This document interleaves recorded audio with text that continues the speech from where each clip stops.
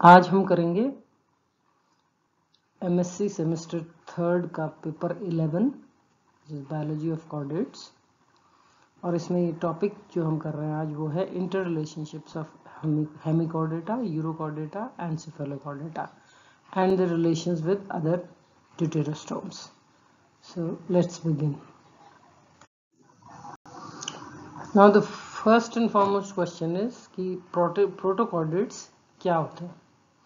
अब जैसा मैंने पहले लेक्चर्स में आपको बताया है कि जो पहले प्रिमिटिव कॉर्डेट्स जो होते थे उनको हम बोलते हैं प्रोटोकॉर्डेट्स, क्योंकि ये जो वर्ड आया है ये ग्रीक वर्ड प्रोटोस कॉर्डे से आया है। प्रोटोस मीन्स फर्स्ट एंड कॉर्डे मीन्स कॉर्ड।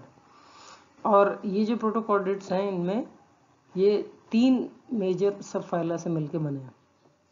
पहला है हेमिकॉर्डेटा, दूसरा यूरोकॉर्डेटा और तीसरा है सेफेलोकॉर्डेटा।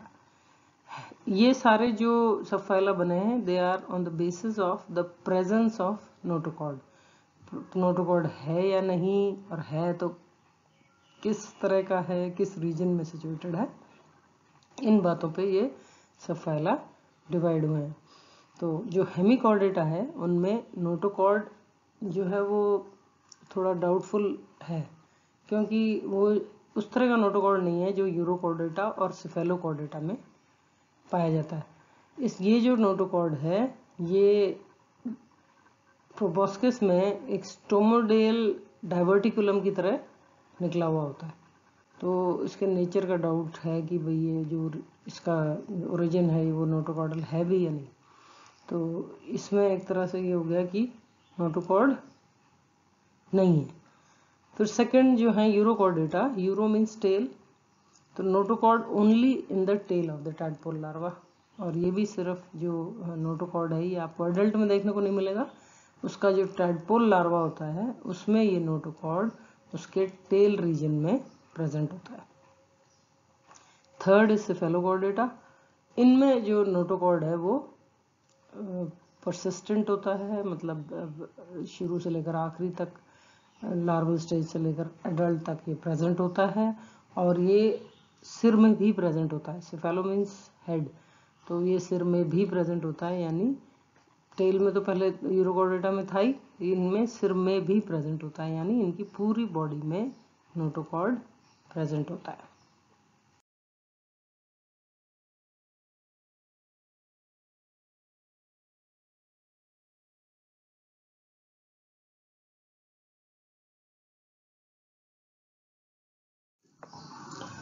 सिग्निफिकेंस ऑफ प्रोटोकॉर्डेट्स, तो ये जो प्रोटोकॉर्डेट्स हैं इनकी कुछ ऐसे खास सिग्निफिकेंस नहीं है, कुछ खास इकोनॉमिक इम्पोर्टेंस नहीं है इनकी, पर इनकी फाइलोजेनेटिक सिग्निफिकेंस बहुत है।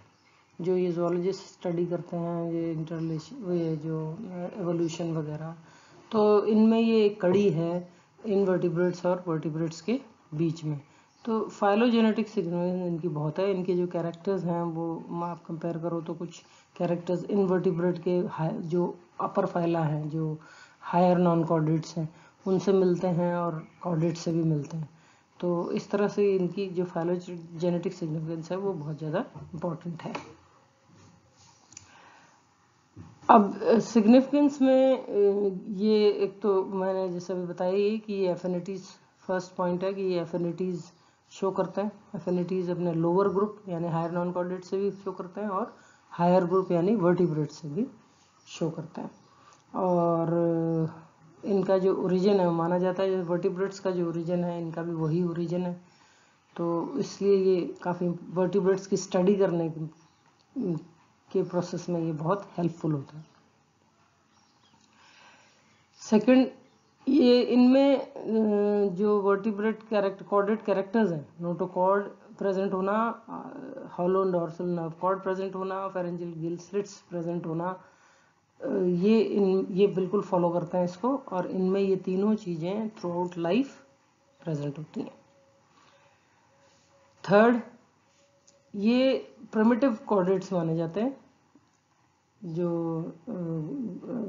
कॉर्डेट्स मैंने बताया ना, जैसे जहाँ कॉर्डेट जहाँ से इवॉल्व हुए हैं वहीं से ये इवॉल्व हुए हैं। और ये कॉर्डेट्स को जन्म देते हैं, मतलब पहले तो इनवर्टिब्रेट्स बने, फिर इनवर्टिब्रेट्स से वर्टिब्रेट्स बने। वर्टिब्रेट्स से पहले जो ग्रुप है वो होता है प्रोटोकॉर्डेट्स। तो ये जो प्रोटोकॉर्डेट्स हैं, ऐसा माना जाता है कि इन्हीं से इवॉल्व हुए हैं वर्टिब्रेट्स।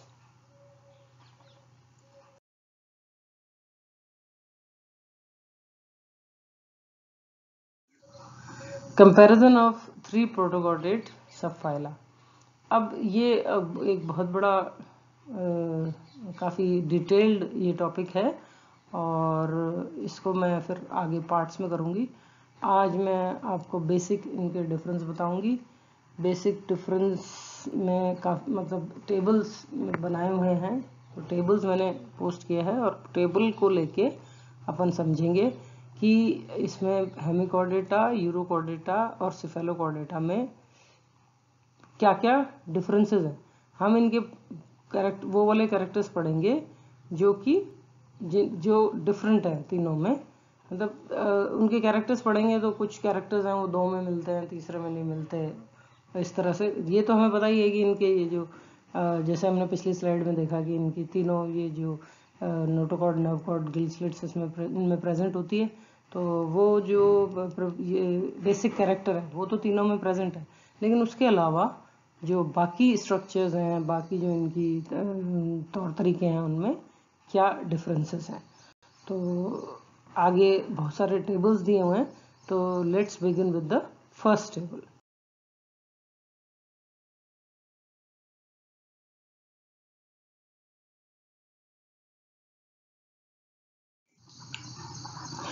अब ये आप बोलेंगे अभी मैं कह रही हूँ कि टेबल दिए हुए आगे, लेकिन ये आ गया एनिमल बेलेनोग्लॉसस। अब मैंने क्या किया है कि जो तीनों अब हेमिकॉर्डेटा, यूरोकॉर्डेटा, सिफेलोकॉर्डेटा के हम कंपेयर करेंगे, तो बिल्कुल ऐसे पॉइंट्स याद करना 1 बाय 1 कि हमें 22-23 कैरेक्टर वो पॉइंट्स दे रखे हैं, उनको याद रखना थोड़ा मुश्किल काम है। तो आप क्या करेंगे, आप ध्यान रखेंगे कि हेमिकॉर्डेटा में हम कौन सा एनिमल, मतलब हेमिकॉर्डेटा के जो कैरेक्टर्स हैं उनको हम ध्यान रखेंगे किसी एनिमल के रेफरेंस से, तो वो है बेलेनोग्लॉसस। बेलेनोग्लॉसस बहुत अच्छे से हेमिकॉर्डेटा के सारे कैरेक्टर्स शो करता है। तो और भी एनिमल्स हैं हेमिकॉर्डेटा, लेकिन बेलेनोग्लॉसस क्योंकि आप लोगों ने पढ़ा हुआ भी है and you are well versed with this animal, तो ये वाला एनिमल ले लेंगे हम हेमिकॉर्डेटा के लिए, सो दैट इस एनिमल को ध्यान रख के हम सारे पॉइंट्स मेमोराइज।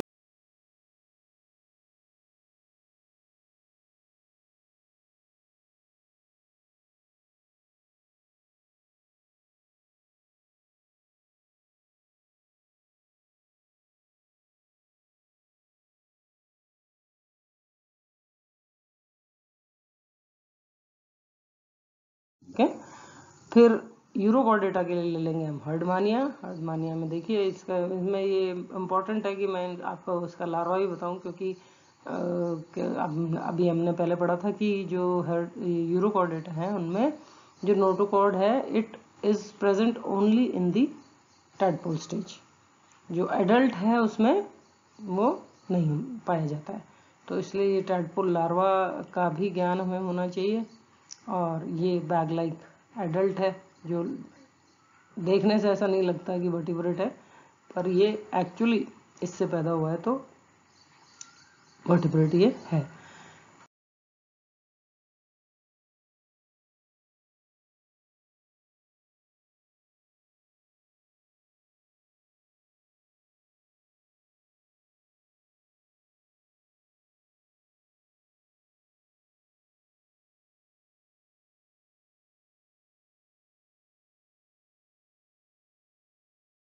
जो क्लास है सिफेलोकॉर्डेटा, उसके लिए ये एनिमल है एम्फिऑक्सस, और इसके जो कैरेक्टर्स हैं वो सारे इनको, इसका जो स्ट्रक्चर है इसको देख के हम सिफेलोकॉर्डेटा को समझेंगे।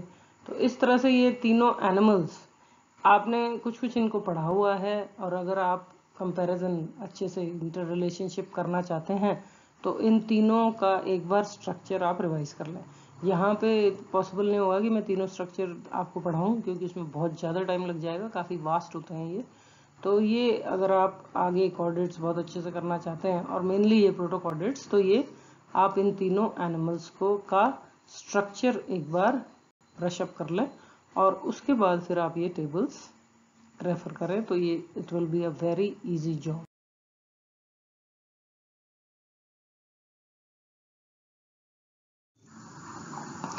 तो ये आता है मेन अपना यहाँ पे टेबल, ये है table 1, general comparison of 3 protochordate subphyla. ये मैंने कोटपाल की किताब से लिया है, तो आप उसमें भी रेफर कर सकते हैं। ये हिंदी की भी प्रेजेंट होती है, तो आप वो भी देख सकते हैं। हिंदी मीडियम के अगर स्टूडेंट्स हैं, उनको इंग्लिश में तकलीफ होती है, तो वो हिंदी वाली कोटपाल से ये वाला टेबल रेफर कर सकते हैं।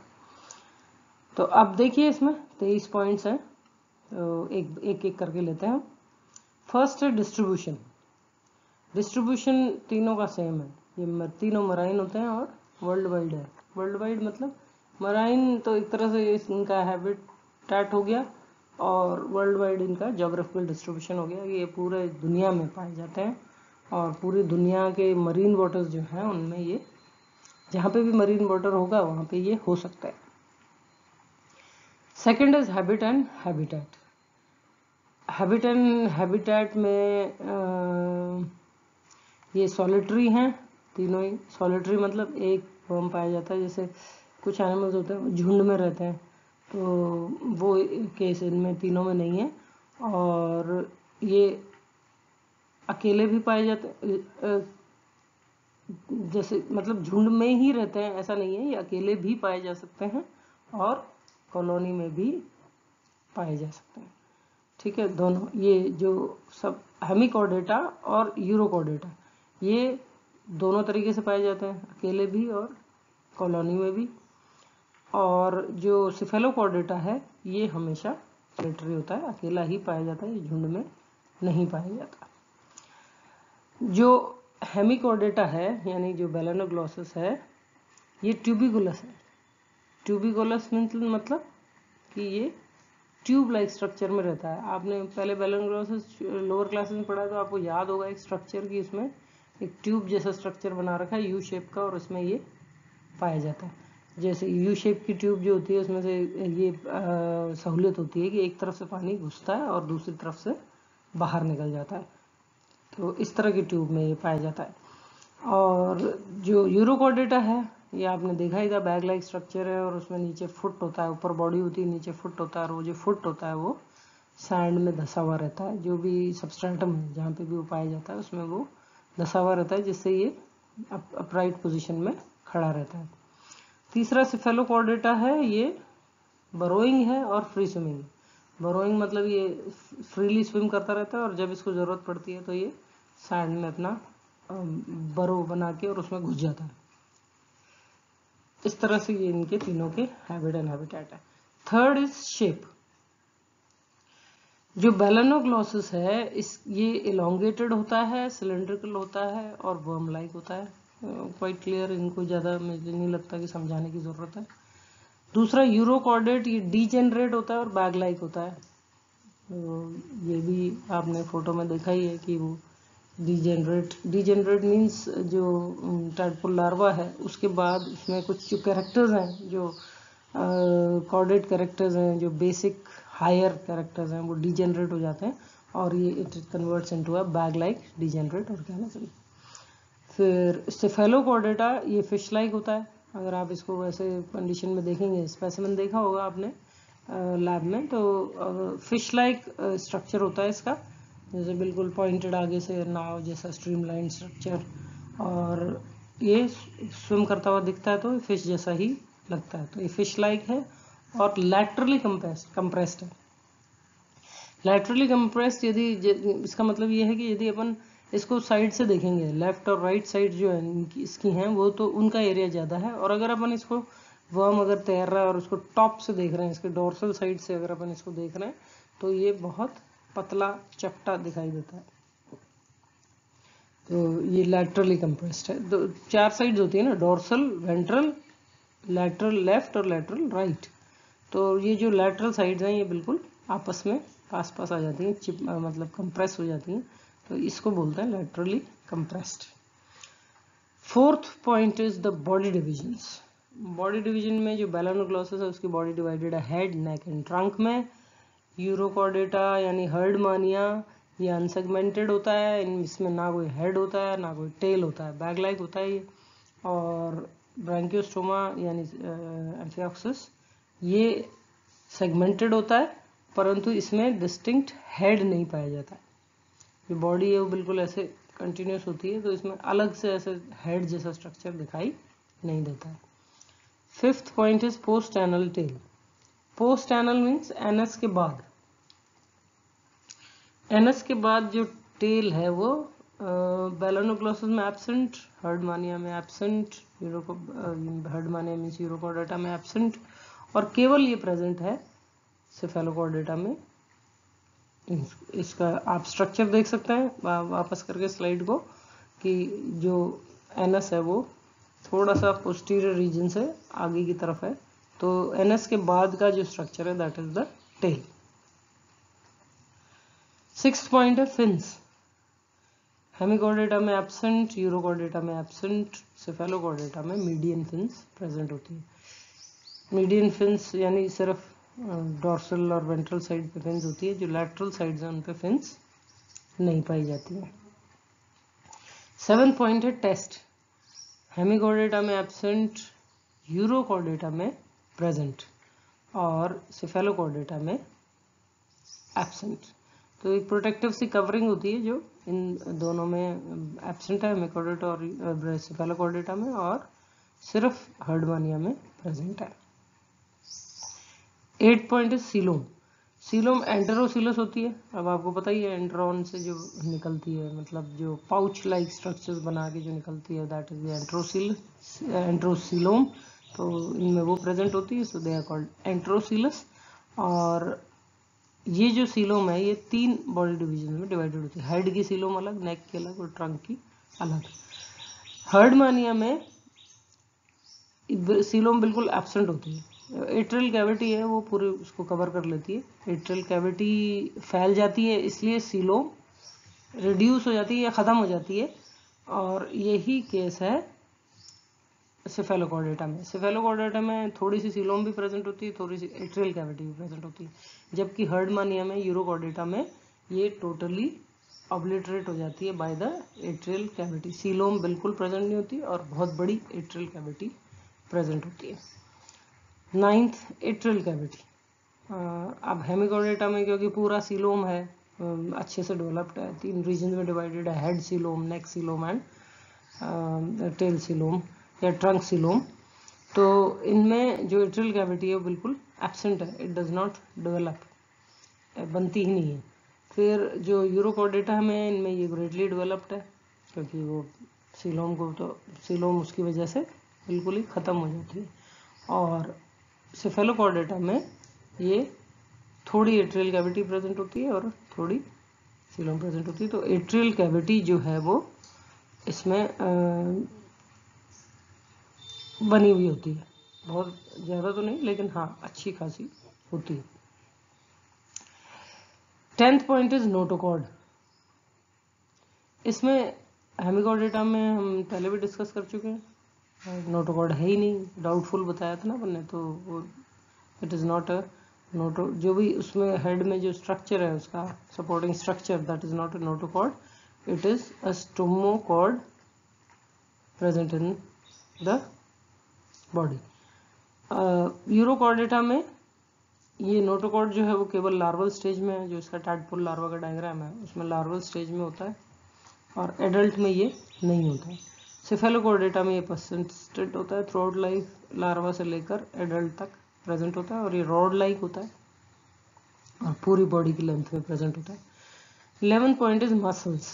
मसल्स हेमिकॉर्डेटा में अनसेगमेंटेड होती हैं, बेलानोग्लॉसस में अनसेगमेंटेड, हर्डमानिया में अनसेगमेंटेड, और ब्रैंकियोस्टोमा में मेटामेरिकली सेगमेंटेड एज मायोटोम्स। अब जब इसका स्ट्रक्चर देखते हैं तो जो बॉक्स लाइक स्ट्रक्चर, जो डिवीजन बॉडी का रिपीटेटिव डिवीजन जो दिखाई दे रहा है, that is due to these metamerically segmented myotomes. 12th point है digestive tube.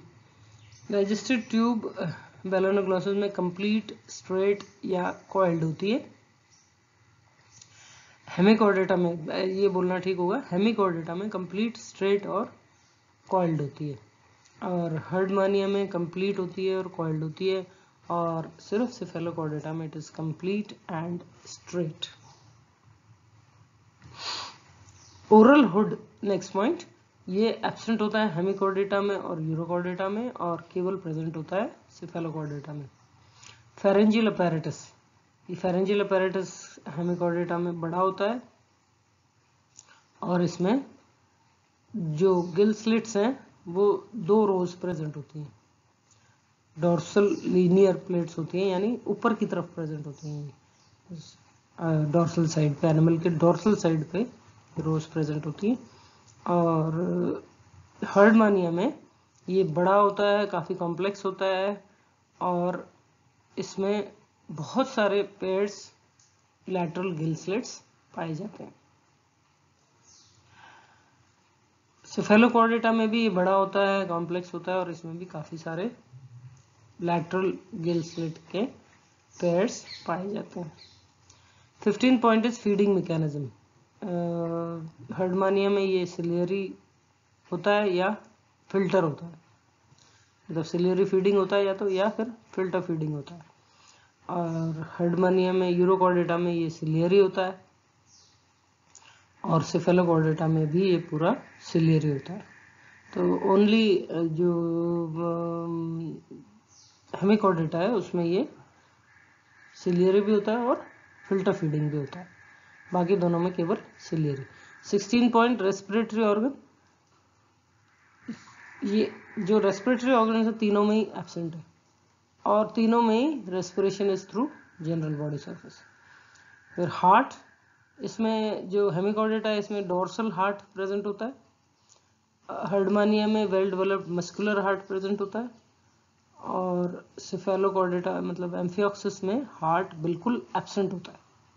एब्सेंट का मतलब वो ट्यूब्स ही होती हैं, और ट्यूब्स में ब्लड फ्लो करता है, तो कोई ऐसा स्ट्रक्चर जो ब्लड को पंप कर रहा है वो इसमें प्रेजेंट नहीं होता है। 18 पॉइंट इज एक्सक्रीटरी ऑर्गन्स।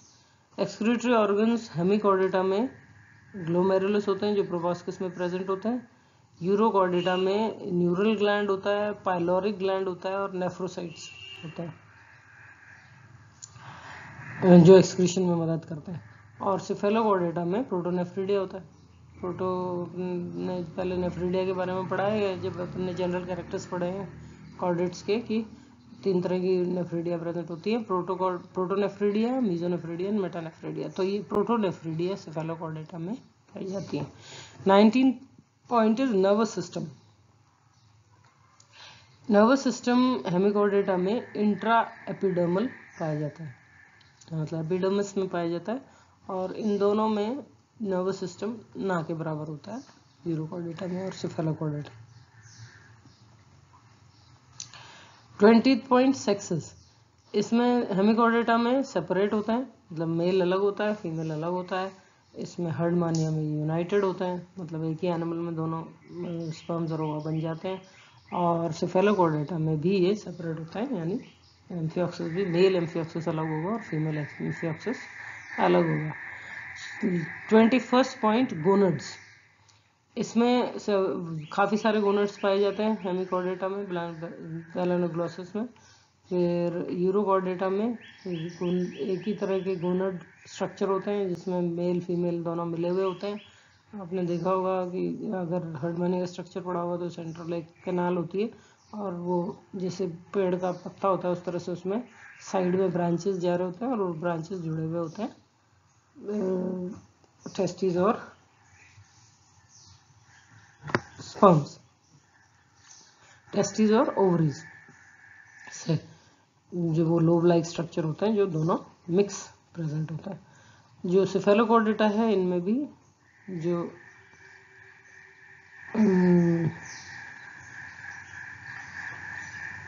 इसमें काफ़ी सारे गोनड्स प्रेजेंट होते हैं जो कि मेटामेरिकली अरेंज होते हैं।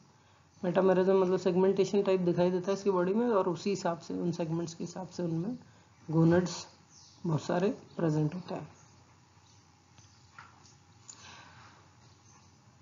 तो गोनड्स में ये जो हेमिकॉर्डेटा इसमें तो काफ़ी सारे प्रेजेंट होते हैं, यूरोकॉर्डेटा में केवल एक पेयर प्रेजेंट होता है, और सेफेलोकॉर्डेटा में सेगमेंट के हिसाब से हर सेगमेंट में गोनड प्रेजेंट होता है।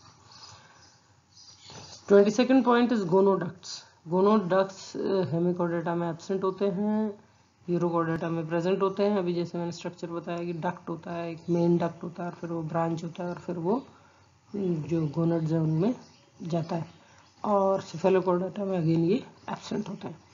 लास्ट 23rd पॉइंट डेवलपमेंट, ये डायरेक्ट होता है हेमिकॉर्डेटा में, इनडायरेक्ट भी हो सकता है, लार्वल स्टेज भी हो सकती है, और इसमें मेटामॉर्फोसिस भी हो सकती है और नहीं भी हो सकती है। मेटामॉर्फोसिस मतलब कायांतरण, कि वही अगर लार्वल स्टेज है तो वो डिफरेंट होता है, तो उससे फिर कायांतरण होता है और ये एडल्ट में बदल जाता है।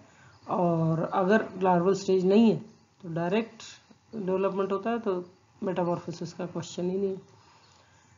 यूरोकॉर्डेटा में ये इनडायरेक्ट होता है और इसमें रेट्रोग्रेसिव मेटामॉर्फोसिस होती है। वो क्लियर है, जब दो स्ट्रक्चर हम आपको दिखा रहे हैं, टैडपोल लार्वा और एडल्ट, तो टैडपोल लार्वा बिल्कुल अलग है और एडल्ट बिल्कुल अलग है, तो ये मेटामॉर्फोसिस के द्वारा ये चीज़ संभव होती है।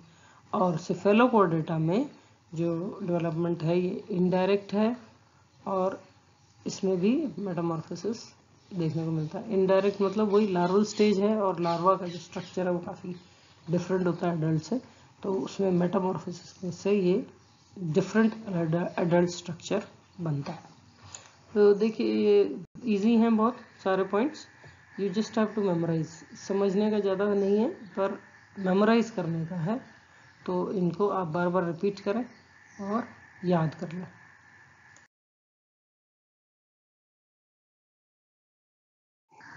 Thank you and meet you in the next lecture.